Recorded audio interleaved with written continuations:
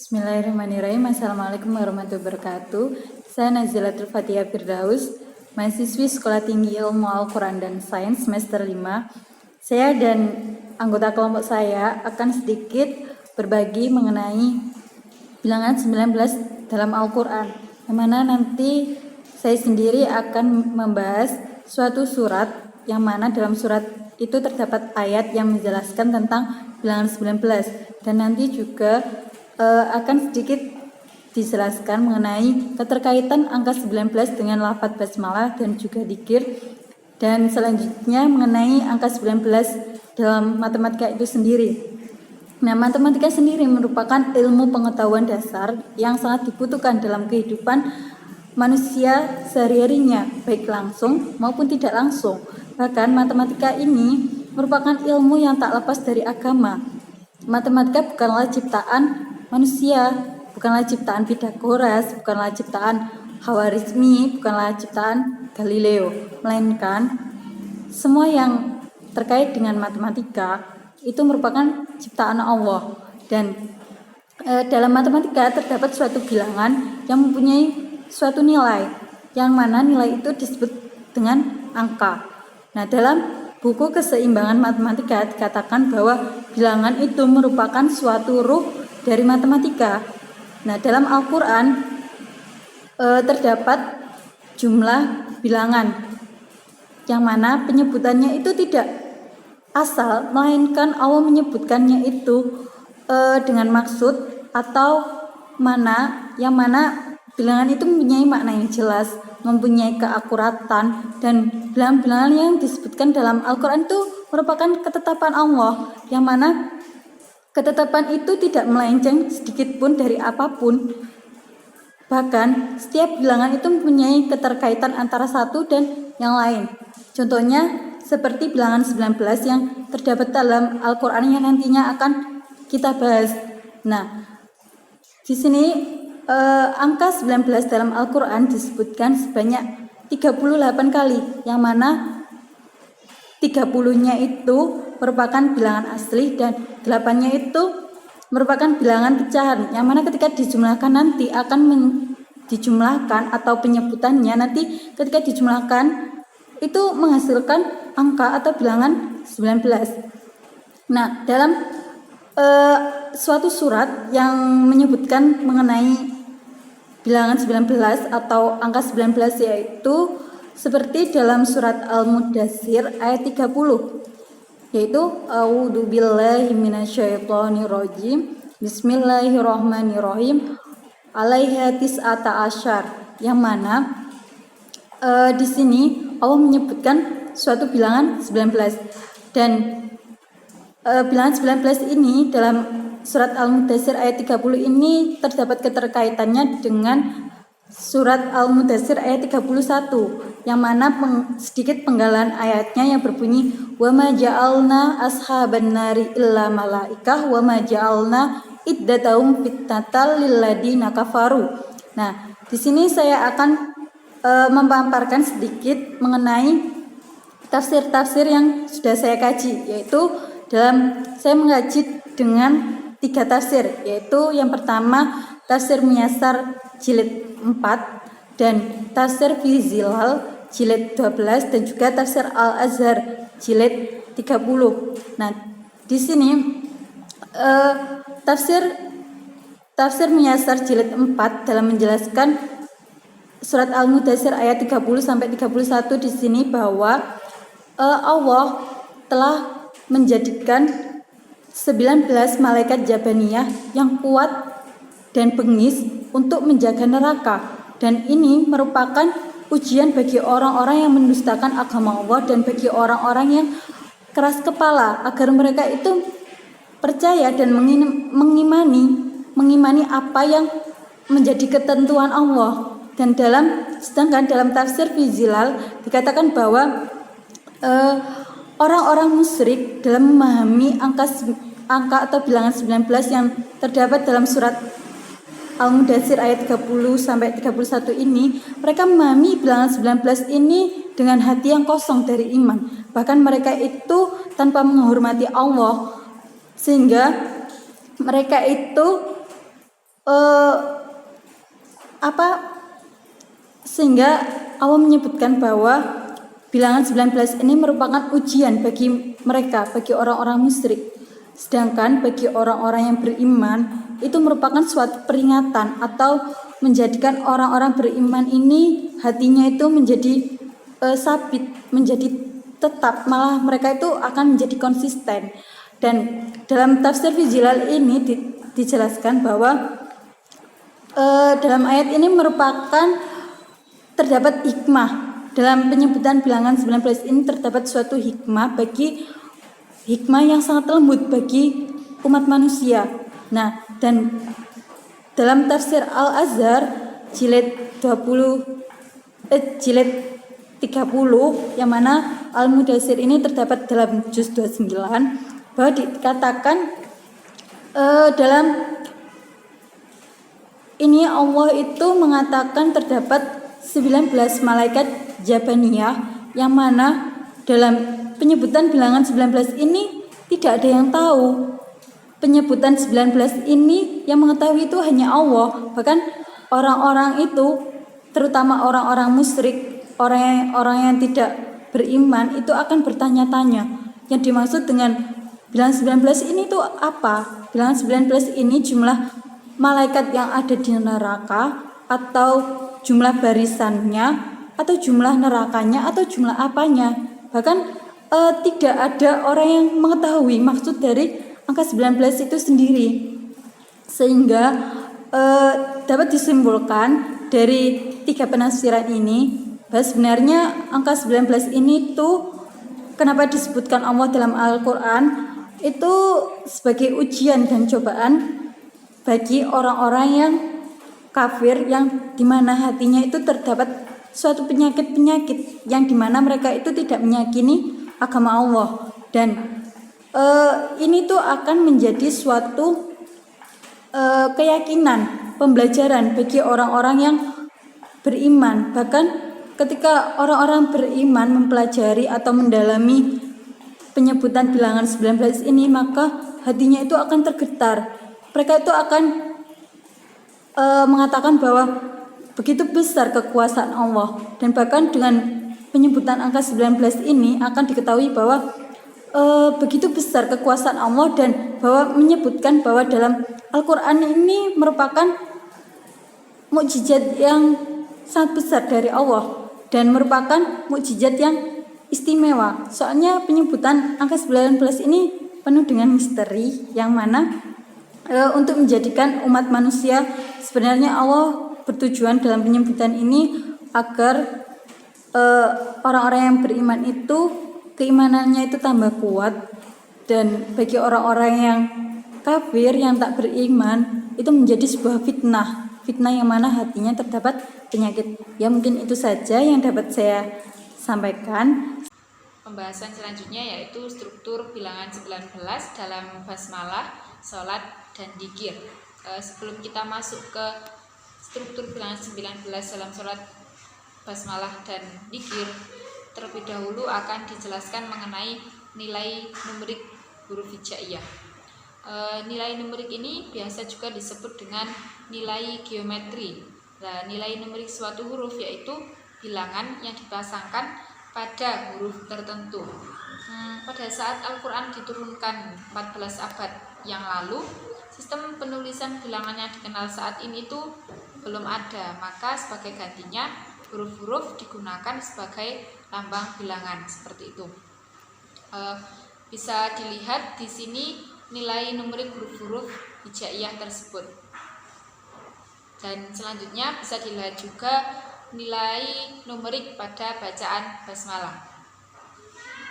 Oke, selanjutnya yang pertama yaitu nilai numerik pada bacaan basmalah. Jadi di sini basmalah itu mempunyai nilai numerik totalnya yaitu 786.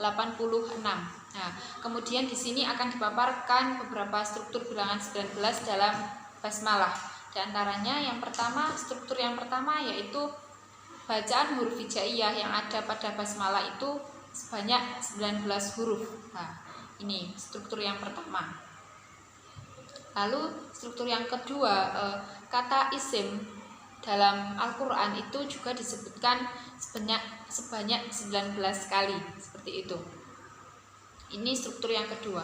Selanjutnya struktur yang ketiga, kata bismillah. Kata bismillah itu sendiri dalam Al-Quran juga disebutkan sebanyak 3 kali, yaitu pada surat ke-1 ayat pertama, surat ke-11 ayat 41, dan surat ke-27 pada ayat 30. Jika bilangan tersebut tadi dijumlahkan, maka akan diperoleh nilai 114 lah. Yang mana 114 ini tuh bisa dibagi dengan 114 ini merupakan hasil dari perkalian 6 dikali dengan 19. Seperti itu. Ini struktur yang ketiga. Selanjutnya struktur yang keempat, yaitu kata Allah dalam Al-Quran, dalam ayat Al-Quran itu disebutkan sebanyak 2698 kali, dan 2698 ini merupakan hasil dari perkalian 1402 dengan 19, seperti itu. Lalu selanjutnya kita ke struktur kelima. Struktur kelima yaitu kata Ar-Rahman. Kata Ar-Rahman dalam ayat Al-Quran itu disebutkan sebanyak 57 kali. Nah, 57 ini merupakan hasil dari perkalian antara 3 dengan 19, seperti itu. Lalu struktur yang keenam yaitu kata Ar-Rahim. Kata Ar-Rahim sendiri dalam Al-Quran itu disebutkan sebanyak 114 kali, dan 114 ini merupakan hasil dari perkalian 6 dikali dengan 19. Lalu selanjutnya struktur yang ke-7. Struktur yang ke-7 ini basmalah pada surat An-Naml terletak pada ayat ke-30. Nah, jika nomor surat dan nomor ayat itu dijumlahkan, maka akan diperoleh 27 dijumlahkan dengan 30, hasilnya yaitu 57. Nah, 57 ini merupakan hasil dari perkalian antara 3 dan bilangan 19, seperti itu. Lalu selanjutnya sebenarnya masih banyak sekali struktur-struktur bilangan 19 yang berkaitan dengan bacaan basmalah ini, tetapi di sini pemakalah hanya menuliskan yang paling pokok saja, yang pokok-pokok saja, dan yang seperti setelah dijelaskan tadi, seperti itu. Lalu pembahasan yang kedua yaitu struktur bilangan 19 dalam sholat. Bilangan rakaat pada sholat fardu itu ternyata memiliki atau memenuhi pola yang mengarah pada struktur bilangan 19. Maka penjelasannya, struktur yang pertama ini sholat wajib 5 waktu adalah sholat subuh 2 rakaat, sholat duhur 4 rakaat, sholat asar 4 rakaat, sholat maghrib 3 rakaat, dan isya 4 rakaat. Jika jumlah rakaat ini dijejer mulai dari rakaat sholat subuh sampai dengan rakaat sholat isya, maka akan diperoleh bilangan 2, 4, 4, 3, 4. Dan bilangan tersebut, bilangan 2, 4, 4, 3, 4 ini merupakan hasil dari perkalian antara bilangan 1286 dikalikan dengan 19, seperti itu. Itu merupakan struktur yang pertama. Selanjutnya struktur yang kedua. Struktur yang kedua ini merupakan bilangan rakaat sholat wajib 5 waktu. Ini KPK-nya. Jadi bilangan rakaat sholat wajib 5 waktu yaitu 2, 4, 4, 3, dan 4 tadi itu kelipatan persekutuan terkecil atau KPK-nya adalah 12. Jadi yang pertama 12 dibagi 2 ada 6, 12 dibagi 4 ada 3, 12 dibagi 4 lagi ada 3, 12 dibagi 3 ada 4, dan 12 dibagi 4 hasilnya adalah 3.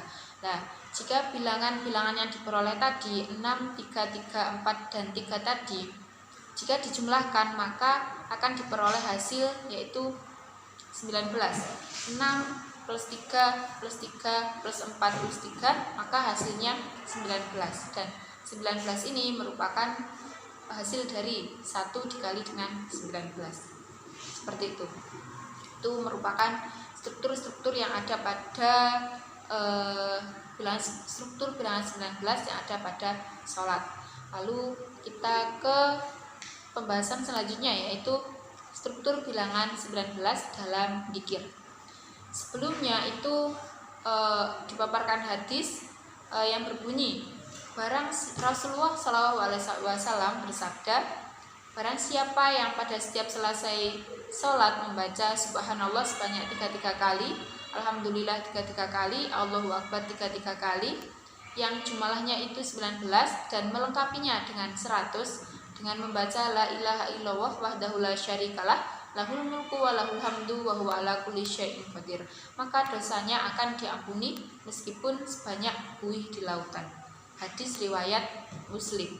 Nah, dari hadis ini maka kemudian akan muncul dua versi jumlah bacaan dzikir. Versi yang pertama yaitu membaca subhanallah, alhamdulillah, dan Allahu Akbar sebanyak 33 kali, dan la ilaha illallah wahdahu la syarikalah lahul mulku wa lahul hamdu wa huwa ala kulli syai'in qadir sebanyak 1 kali. Lalu versi yang kedua yaitu subhanallah, alhamdulillah, dan Allahu Akbar sebanyak 33 kali, dan kemudian la ilaha illallah sebanyak 100 kali. Nah, kedua-duanya ini sama-sama benar, tidak ada yang salah. Jadi kemudian hal ini tuh dapat dijelaskan dengan kajian struktur bilangan 19. Oke, struktur yang pertama. Jadi struktur yang pertama ini, jika kita menyesuaikan dengan versi dzikir yang pertama tadi, maka akan diperoleh hasil bilangan 33, 33, 33, dan 1. Nah, jika digit bilangan tersebut dijumlahkan, maka akan diperoleh hasil 3 plus 3 plus 3 plus 3 plus 3 plus 3 plus 1, yang hasilnya yaitu 19. Seperti itu. Lalu struktur yang kedua, jika kita menyesuaikan versi yang kedua, yaitu yang kedua tadi, maka akan diperoleh hasil bilangan 33, 33, 33, dan 100. Nah, jika digit bilangan tersebut dijumlahkan, maka akan diperoleh hasilnya yaitu 3 plus 3 plus 3 plus 3 plus 3 plus 1 plus 0 plus 0, yang mana hasilnya nanti juga akan menjadi 19. Seperti itu. Itu tadi merupakan struktur bilangan 19 dalam bacaan basmalah, sholat, dan dzikir, dan pembahasan selanjutnya akan dilanjutkan oleh rekan saya, Devi Nurian. Langsung saja pembahasan berikutnya, yaitu bilangan 19 dalam matematika. Nah, bilangan 19 dalam matematika merupakan bilangan ganjil. Nah, bilangan ganjil adalah penggolongan bilangan bulat yang tidak habis dibagi 2 dan selalu mempunyai sisi 1. Nah, bilangan ganjil juga termasuk bilangan yang disukai oleh Allah, yaitu dalam kutipan hadis yang berbunyi innallaha witrun yuhibbul witra, yang artinya Allah itu witir. Maksud witir itu ganjil atau tunggal dan mempunyai bilangan yang ganjil. Nah, bilangan 19 juga termasuk bilangan prima. Nah, bilangan prima adalah bilangan asli yang bernilai lebih dari 1 dan mempunyai 2 faktor pembagi, yaitu 1 dan bilangan itu sendiri, atau bilangan yang tepat mempunyai 2 pembagi faktor positif, yaitu 1 dan bilangan itu sendiri, karena mempunyai 1 pembagi. Nah, 10 bilangan angka prima yang pada sistem bilangan yaitu 2, 3, 5, 7, 11, 13, 17, 19, 23, dan 29. Sedangkan angka-angka yang tidak termasuk bilangan prima yaitu disebut dengan bilangan komposit.